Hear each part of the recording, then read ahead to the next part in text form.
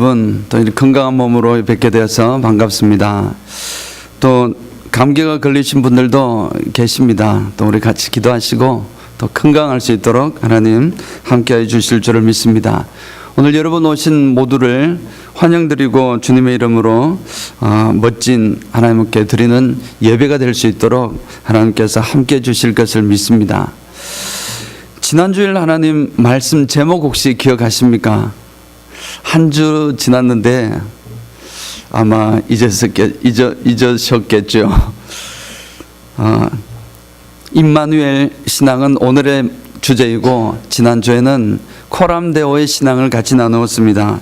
하나님 앞에서 before God, 하나님 앞에서 있는 것, 우리 하나님 앞에 있는다는 것에 대해서 말씀을 나눴습니다. 코람데오 신앙을 가지고 삽시다는 말씀이었습니다.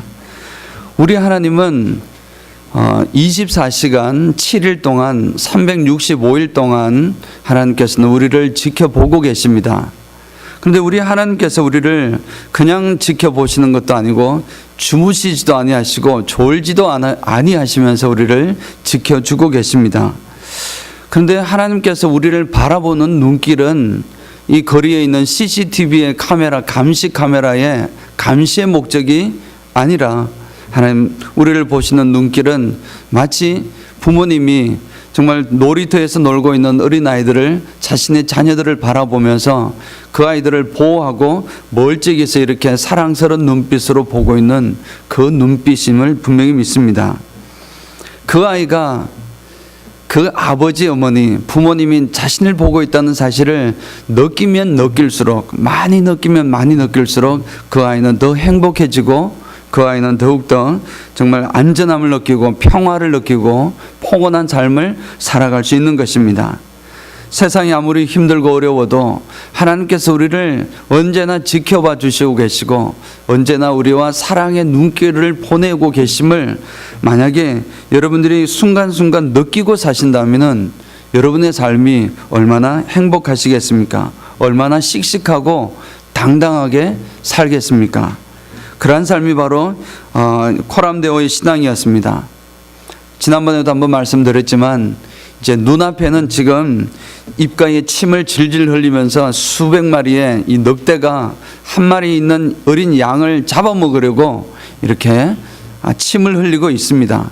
그런데 어린 양은 아주 태연하게 신나게 맛있는 풀을 뜯고 있습니다. 그것은 그 어린 양 마음에는 이미 내 뒤에는 나를 지키는 목자의 눈이 있음을 분명히 알고 있기 때문입니다. 우리를 지키시는 세상이 아무리 힘들고 어려워도 정말 많은 도전이 있고 때로는 태산 같은 것이 우리를 가린다 할지라도 하나님의 사랑의 눈길이 나를 지켜보고 계심을 우리가 제대로 인식하고 깨닫기만 한다면 우리의 삶이 그 앞에서 무슨 연약해지거나 쓰러지거나 정말 패배할 수가 있겠습니까? 힘있게 당당하게 싸워서 이겨나갈 줄 믿습니다. 지난 한 주간 우리 하나님의 눈길을 많이 체험하시면서 사셨죠? 예, 아멘입니다. 아멘 한번 해보실까요? 아멘. 예, 하나님 눈길을 정말 인식하며 사는 만큼 우리의 행복은 행복해지고 풍성해질 줄 믿습니다. 세상의 욕심을 쫓아서가 아니라 또 사람들 눈길을 따라서 가는 것이 아니라 사람들의 인정을 추구하는 것이 아니라 하나님, 그 하나님 앞에서 진실하게 살기를 원했습니다. 지난주가 영어로 표현할 때 before God 이었다면 오늘은 이제 with God, 하나님과 더불어 있는, 하나님과 더불어 하나님과 함께라는 제목으로 같이 하나님의 은혜를 나누고자 합니다. 코람데오 신앙에서 이제 임마누엘의 신앙으로 가기를 원합니다.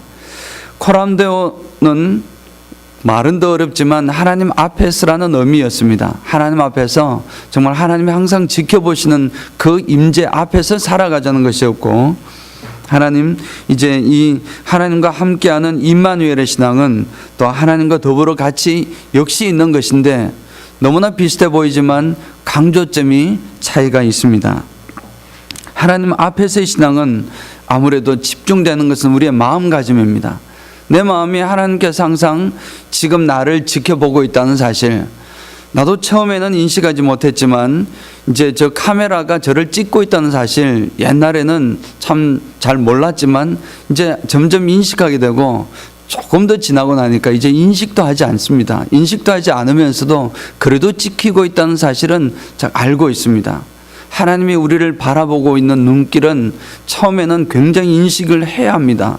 그러면은 하나님께서 나를 보고 계신지 아니 보고 계신지 깨닫지 못하기 때문입니다. 그러나 그 어느 정도가 지나게 되면 하나님께서 나를 지켜보고 계시지만 보고 계시는지 아니 계신지 또 인식하지 못할 때도 있습니다. 그럼에도 불구하고 그 가슴 깊은 곳에서는 하나님께서 나를 지켜보고 계심을 우리는 깨달을 수 있고 또 알 수가 있습니다. 필요할 때는 언제든지 앞으로 그 생각이 뛰어나오게 됩니다. 그런 신앙이 바로 이제 코람데오의 신앙이었습니다. 근데 이제 코람데오 신앙과 같은 맥락이지만 이 임마누엘의 신앙은 with God라는 것은 하나님과 더불어 있는 것은 우리의 마음가짐과 태도를 하나님과 함께 있는 그 마음가짐, 태도를 우리의 삶의 현장에 적용하는 것입니다. 실제로 하나님께서 나를 보고 계신데 그 보고 계신 그 하나님이 우리를 보고 계시는 것뿐만 아니라 그 하나님께서는 바로 나와 함께 나의 삶의 현장 속에서 나와 손을 잡고 나와 같이 행하시는 분이심을 깨닫고 그 하나님과 같이 살아가는 것까지가 바로 임마누엘의 신앙이다, 그렇게 표현할 수 있겠습니다. 실제로 그 생각을 가지고 실제로 행동으로 나아가는 것에 집중하는 삶. 그래서 코람데오 신앙을 하나님의 임재 의식을 하는 것이라면은 이제 임마누엘의 신앙은 하나님의 임재를 적용하는 것이다, 그렇게 표현할 수 있겠습니다. 그래서 오늘은 지난주에는 이제 하나님의 임재 의식을 인식하는 것을 우리가 가졌다면 이제 이번 주에는 그 임마누엘 신앙, 그것을 하나님의 함께 하심을 내 삶 속에서 적용해서 하나님과 동행하는, 하나님과 함께 나아가는, 살아가는 그 말씀을 같이 나누기를 원합니다. 임마누엘의 신앙을 가장 충실하게 살았던 사람들이 누가 있을까요? 여러분들 가운데, 우리 중에 여러분 가운데 추천하실 분도 있을 것입니다. 우리 박 장로님이요, 또 누가 정 장로님이요, 이렇게 누가 막 추천을 하실 수가 있을 것입니다. 그런 선배도 있지만 또 우리 성경 속에서도 임마누엘의 신앙을 살았던, 충실했던 그 삶을 보면 유명하신 분들은 다 그렇게 사셨습니다. 아브라함이 그랬습니다. 욥도 그랬습니다. 요셉도 그랬고 다윗도 그렇고 또 느헤미야, 이사야, 예레미야, 다니엘, 그리고 신약 성경에도 이제 사도 바울 등등 위대한 인물들은 다 하나님과 더불어 하나님과 함께 하셨습니다. 그래서 욥을 잠깐 보면 욥은 욥기 1장 21절 22절을 보면 내가 모태에서 알몸으로 나와 싸운즉 또한 알몸으로 그리로 돌아갈지라 주시니도 여호와시요 거두시니도 여호와시니 하나님의 이름이 찬송을 받으실지니이다. 그렇게 해서 이 모든 일에 욥이 범죄하지 아니하고 여호와를 향하여 원망하지 아니하니라, 이렇게 성경이 표현을 하고 있습니다. 이 상황은 욥이 정말 자신의 모든 재산을 다 잃어버리고 가장 동방의 거부였는데 다 잃어버리고 자신의 자녀들까지도 다 이제 한꺼번에 정말 몰살당하고 말았던 그런 상황에서 나온 고백이었습니다. 너무나 금쪽 같은 고백이었습니다. 하나님의 함께하심을 인식했던 것입니다. 물론 그도 나중에 보면 많은 실수를 하게 되는 것을 여러분 기억하시기 바랍니다. 인간이기 때문에 입술로도 범죄하고 입술로도 하나님 원망하고 하나님 차라리 나를 낳지 말았을 걸 그랬습니다. 내 낳을 때 하나님 왜 나를 건강하게 울음소리에 의항할 수 있도록 내버려 두셨습니까? 그런 원망도 하고 하지만 결코 그는 가장 근본적인, 제가 금방 말씀드렸듯이 카메라가 나를 보고 있는 걸 처음에는 인식하지만 나중 시간이 되면 인식도 못하고 있습니다. 그러나 힘들 때나 어려울 때가 되면 언제나 이 카메라가 나를 보고 있는 것처럼 하나님께서 나와 함께 하시고 나를 지켜보아 주시는 사실을 깨닫게 되는 것입니다. 그런 하나님의 임재를, 그 의식을 결코 떠나지 않았습니다. 하나님께서 그래서 그를 기쁘게 여기신 것입니다. 실수하지 않아서 그를 기쁘게 여기신 것이 아니라 하나님의 그 눈길 임마누엘, 이 코람데오의 신앙을 끝까지 가지고 나아갔음에 하나님께서 그를 인정하시고 받아주셨던 것입니다. 요셉은 어떻습니까? 요셉도 마찬가지입니다. 요셉도 보디발 장군 집에 노예로 팔려갔습니다. 그래 팔려갔을 때에 하나님께서 이 요셉과 함께 하셔서 형통하게 되었습니다. 그래서 요셉이 그 가정 총무가 되어서 소위 말해서 승승장구하고 있었습니다. 그런데 문제가 생기길 그 집에 보디발 장군의 아내가 이 요셉이 아마 미남이었던 것 같습니다. 건강하고 몸도 좋고 몸짱 얼짱 다 됐던 것 같습니다. 그러니 이제 그를 유혹하는 것입니다. 그럴 때 이 요셉이 대답하는 말씀 가운데 이렇게 표현하고 있습니다. 내가 어찌 이 일을 향하여 하나님께 범죄하리까? 하나님 앞에 범죄하리까? 내가 범죄를 한다 할지라도 하나님께서 나를 지켜보고 계심을 알았던 것입니다. 그 의식이 이미 마음 가운데 깊이 자리 잡고 있었습니다. 그것이 코람데오의 신앙이라면은 이제 그런 상황이 되었습니다. 나를 남자가 죄송합니다. 좀 성인들밖에 없으니까 여성이 남성을 겁탈하려고 그렇게 하는 상황인 것입니다.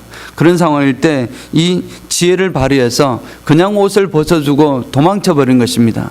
그것은 바로 어찌 보면은 임마누엘의 신앙이다 할 수 있습니다. 하나님께서 나에게 주셨던 하나님의 임재의식에서 하나님께서 보고 계신데 그 신앙에서 더 나아가서 이제 그 모든 것을 행동으로 보였던 것입니다. 그렇게 나아갔던 신앙인이 있었습니다. 다윗도 마찬가지였고 사울이었던 바울도 마찬가지였습니다. 다 하나님의 임재의식이 가슴 깊이 있었습니다. 아마 여러분 가운데서도 지금 분명히 있을 줄 믿습니다. 어려울 때는 하나님을 찾게 되고 어려울 때는 하나님 앞에 서게 될 줄 믿습니다. 그런데 그 중에서 가장 하나님과의 동행이라는 이 주제, 이 말씀 가운데서 가장 성경에서 강조하고 있는 분은 단연 노아라는 분과 에녹이었습니다. 왜냐하면 하나님께서 동행하였더라, 하나님과 동행하였다라고 직접적으로 표현한 것은 바로 노아와 에녹뿐이었습니다. 물론 다 동행을 했지만 이렇게 분명하게 직접적으로 표현을 한 것입니다. 특별히 에녹은 참으로 특이했습니다.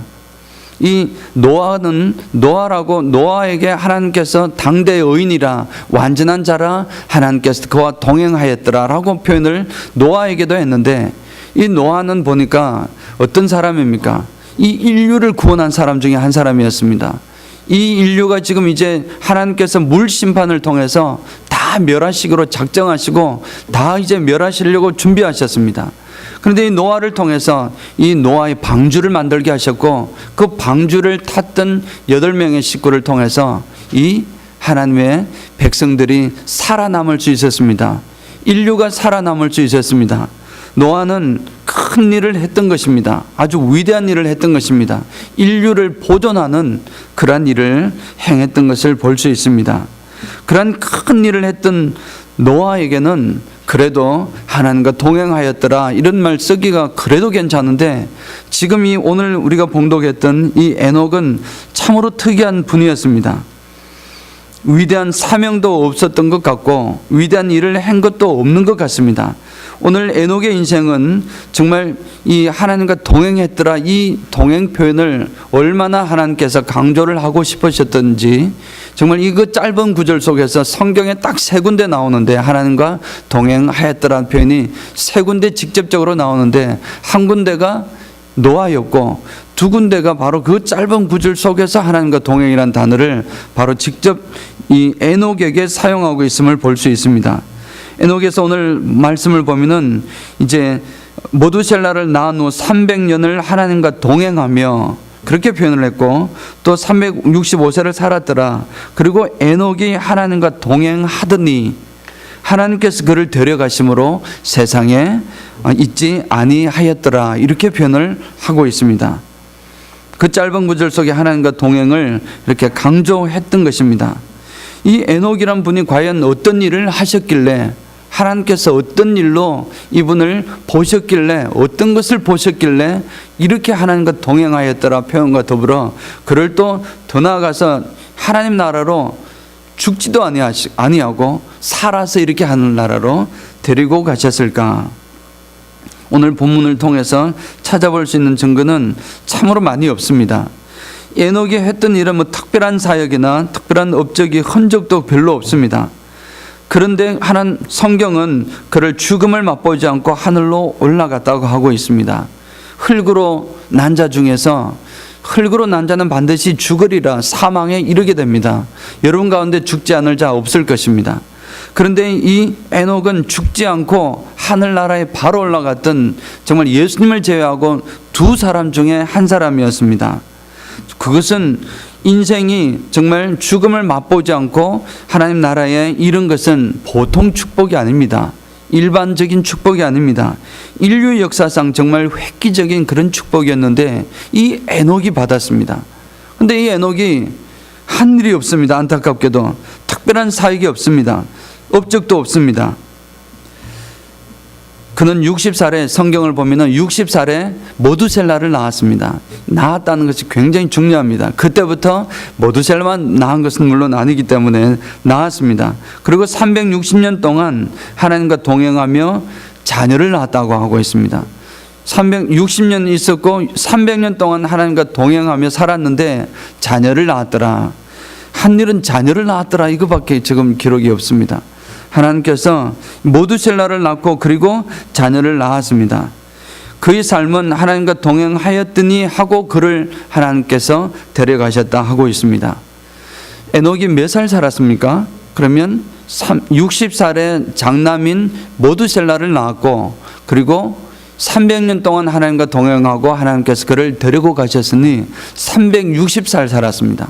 360살 살았다고 하니 지금은 70, 80, 많이 살면 요즘에 100세, 좀 더 살면 120세 그렇게 가는 데서 엄청 살아셨다고 생각을 하지만 그때와 시대가 달랐습니다. 그때는 안타깝게도 에녹은 요절했습니다. 요절. 비교적 일찍 돌아가셨습니다. 다른 가족들에 비해서 일찍 돌아갔습니다. 그의 아버지는 야렛인데 야렛이란 분은 962세를 살았습니다. 바로 그의 아들인 모두셀라는 969세였습니다. 장수 가족이었습니다. 조금만 31년만 더 살면 1000년을 사는 그런 상황이었습니다. 그리고 라멕은 777세를 살았고 그의 3대 손인 노아, 우리가 알고 있던 그 노아도 950세를 살았습니다. 그 중간에 우여곡절을 겪었지만 950세를 살았습니다. 그 가족에서 이 360년을 살았다는 것은 요절했다는 것입니다. 그래서 사람이 사는 것이 일찍 죽거나 늦게 죽거나 그것이 중요한 것이 아닙니다. 하나님께서 진짜 사랑하는 사람은 일찍 데려가실 수도 있음을 보여주고 있습니다. 하나님께서 우리의 삶을 살아가는 그 과정 속에서 평가하시는 것은 삶의 길이가 아니라 삶의 내용인 줄 믿습니다. 자, 그러면 그의 삶이 어떤 삶을 살았을까요? 한마디로 말씀을 드리면 아주 평범한 삶을 살았습니다. 결혼하고 다른 사람처럼 결혼하고 아이 낳고 또 아이를 계속 낳고 아이를 아마 여러 명 낳았습니다. 계속 또 낳고 계속 낳다가 하나님의 부르심을 받고 천국으로 갔습니다. 아마도 그는 농부였을 것입니다. 그 당시 직업이 대부분 추측하기를 농부였고 농부의 삶을 살아가면서 자녀들을 양육하면서 그렇게 살아갔습니다. 그런데 그 삶 속에서 하나님께서 그와 동행하였더라는 말씀을 하고 있습니다. 자, 그래서 그는 어떤 삶을 살았냐면 그는 첫 번째는 하나님을 믿었습니다. 하나님을 믿었고 하나님의 약속을 믿었는데 특별히 모두셀라를 낳은 것이 굉장히 중요했습니다. 모두셀라의 이름 뜻이 무엇이었습니까? 제가 이 자리에서도 여러 번 말씀을 드렸습니다. 모두셀라의 여러 가지 뜻이 있지만 가장 직접적인 뜻은 그가 죽으면 심판이 온다였습니다. 그가 죽으면 심판이 온다. 모두셀라 아들 이름을 어떻게 그렇게 붙일 수가 있습니까? 하나님의 계시를 통해서 분명히 보여주셨을 것입니다. 모두셀라라는 아들을 낳았는데 이 아들이 죽을 때에 세상은 심판이 올 것이라는 사실을 하나님께서 계시로 보여주셨습니다. 그래서 이 에녹은 그냥 평범한 삶을 살았지만 항상 그 마음이 있었습니다. 우리가 쉽게 이야기하지만 우리는 반드시 죽는다. 나는 반드시 죽는다. 하나님의 심판대 앞에 설 것이다. 그 생각을 가슴에 품고 매일 살아가는 것입니다. 그냥은 잘 모르니 우리가 성경을 보는 것입니다. 성경을 그 당시에는 없었기 때문에 이 에녹은 모두셀라를 볼 때마다 그 생각을 했습니다. 아들 모두셀라만 볼 때마다 제가 죽으면, 저 아들이 죽으면 심판이 오는구나. 심판이 있지, 끝이 있지. 우리 인생이 끝이 아니구나. 영원한 삶이 있지. 지금 눈에 보이는 것만 집중하지 말고 영원한 삶을 준비해야 되겠다. 그런 말들을, 그런 생각들을 이 모두셀라를 볼 때마다 하게 된 것입니다. 그러니 그의 삶이 평범했지만 결코 그 하나님의 임재의식을 떠날 수가 없었습니다. 그래서 그의 평범한 삶 가운데 그는 아주 정말 이런 삶을 살았습니다.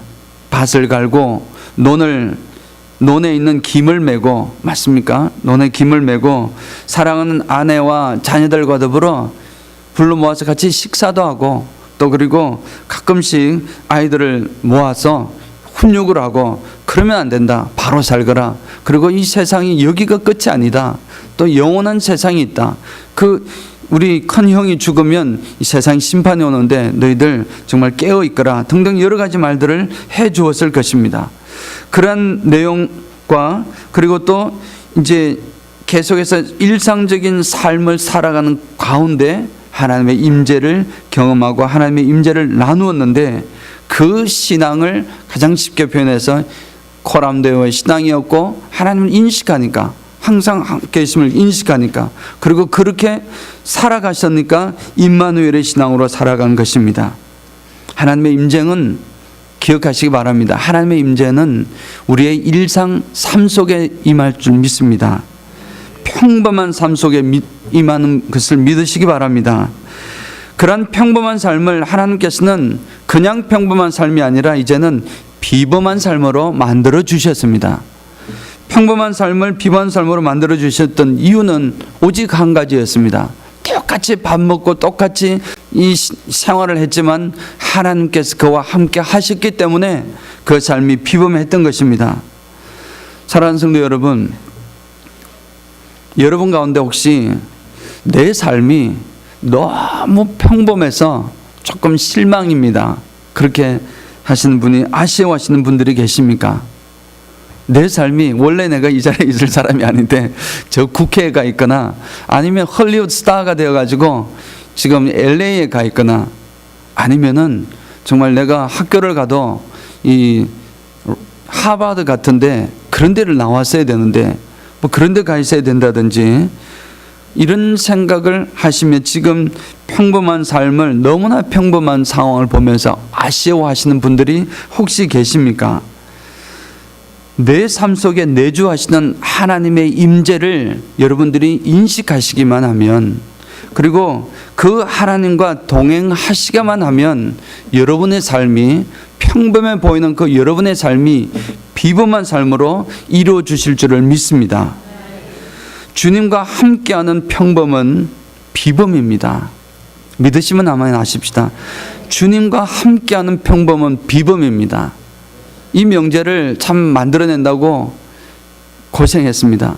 주님과 함께하는 평범은 비범한 것입니다. 그렇게 우리가 살아갈 때에 우리 하나님께서 분명히 우리에게 주시는 한 가지 또 다른 약속이 있습니다. 우리가 이 에녹의 삶이 평범한 삶이었지만 하나님과 함께하여 살았는데 그 삶이 어떤 모습으로 결국 드러났는지를 보여주는 힌트가 한 군데 더 있는데, 그것은 히브리서 11장 5절의 말씀입니다. 제가 읽어드리면, 히브리서 11장 5절 뒷부분을 보면 저가 옮기우기 전에 하나님을 기쁘시게 하는 자라 증거를 받았느니라. 그의 삶을 통해서 하나님께서 저를 데려가심으로 이 세상에 없었더라 하고 하나님께서 저를 산채로 하나님 나라로 데려 올라가셨습니다. 그렇게 올라가시기 전에, 옮기우기 전에 이 에녹의 삶을 통해서 하나님께서 인정해 주신 것이 한 가지가 있는데, 그것은 바로 하나님을 기쁘시게 하는 자다라는 것입니다. 사랑하는 성도 여러분, 답이 나오지 않습니까?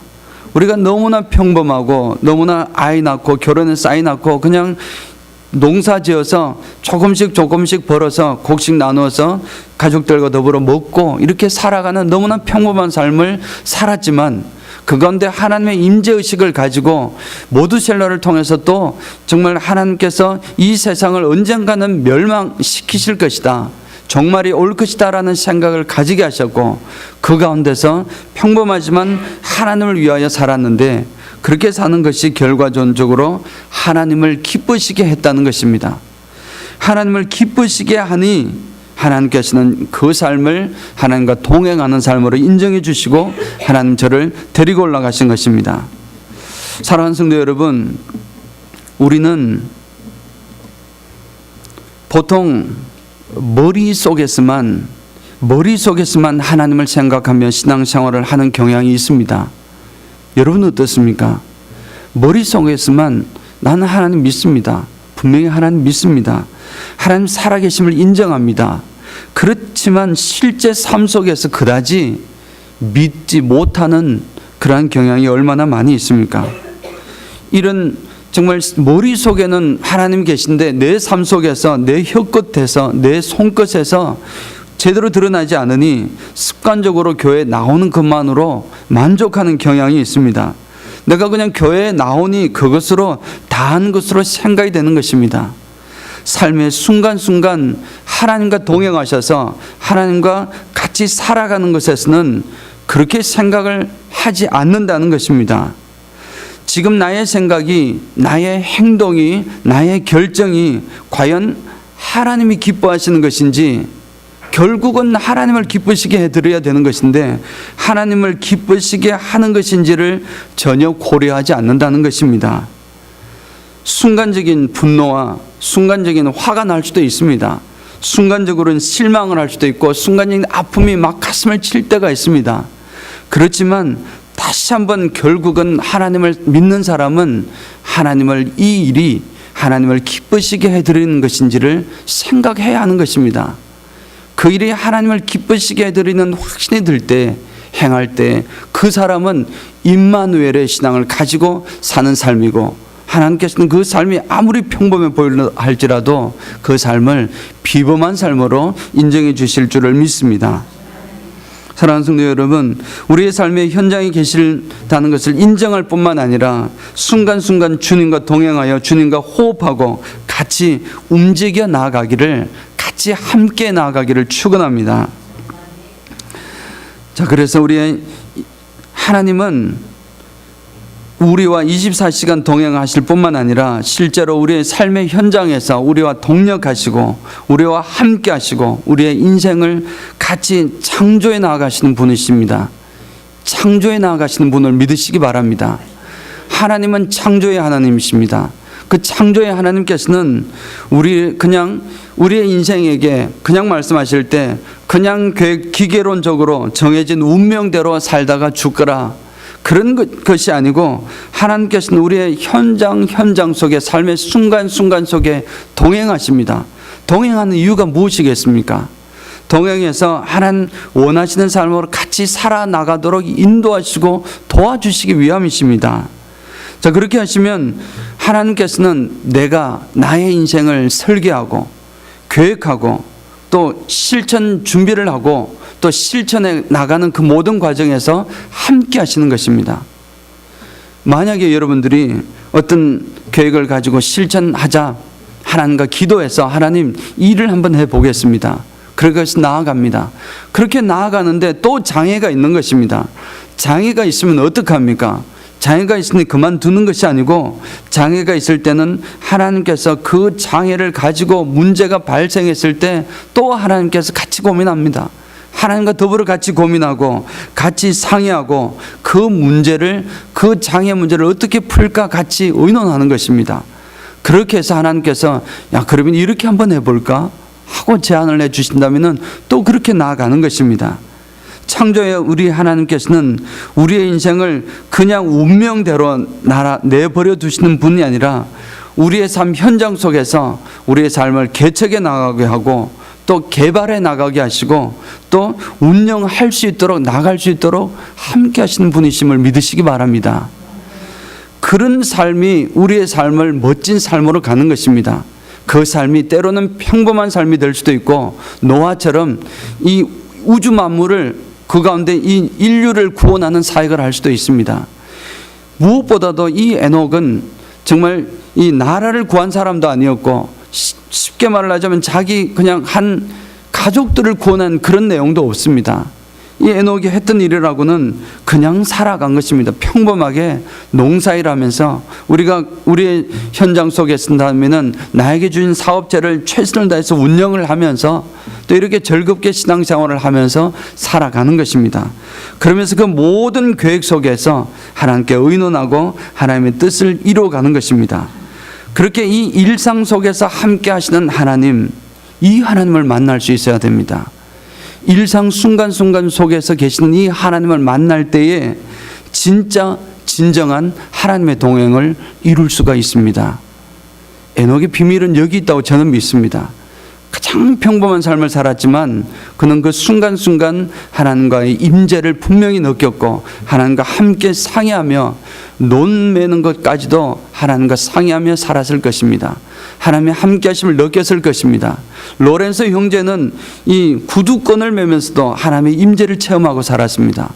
밥을 형제들을 위해서 밥을 지으면서도 수사로서 모든 수도사들을 위해서 밥을 지어주면서도 설거지를 하면서도 하나님의 임재를 느끼며 그 임재 가운데 하나님께서 나와 함께 하시고 나에게 주어진 일이 이것이구나 깨닫고 그 일을 묵묵하게 했던 것입니다. 사랑하는 성도 여러분, 그래서 너무 자극적이고 눈에 확 띄는 것만 좋아하지 마시기를 원합니다. 눈에 확 띄는 것은 금방 사라져버릴 수가 있습니다. 꾸준히 밤하늘에 정말 수천만 년을 정말 밤하늘을 비춰왔던 그런 별들처럼 이름 없는 별자리라도 그렇게 살아온 그 별들이 결국은 밤하늘을 아름답게 수놓을 수가 있습니다. 사랑하는 성도 여러분, 너무 신비한 것을 찾아다니지 마시기 바랍니다. 늘 꾸준하고 늘 여전한 것, 꾸준하고 여전한 것만큼 정말 좋은 것이 없습니다. 늘 가슴 속에 이 마음을 품고 꾸준하고 그 자리를 지켜나가는 것이 얼마나 소중한 것인지 모릅니다. 평범한 것에서 아름다움을 찾는 삶이 아름다운 것입니다. 주님과 함께하는 평범은 무엇이라고 했습니까? 주님과 함께하는 평범은 비범이라고 했습니다. 에녹의 임마누엘 신앙을 본받아서 우리의 매일의 삶에서 주님과 함께 호흡하며 결국은 이 모든 것을 통해서 하나님을 기쁘시게 해드리는 그런 삶을 살아가시는 우리 모두가 되시길 주님의 이름으로 축원드립니다. 아멘.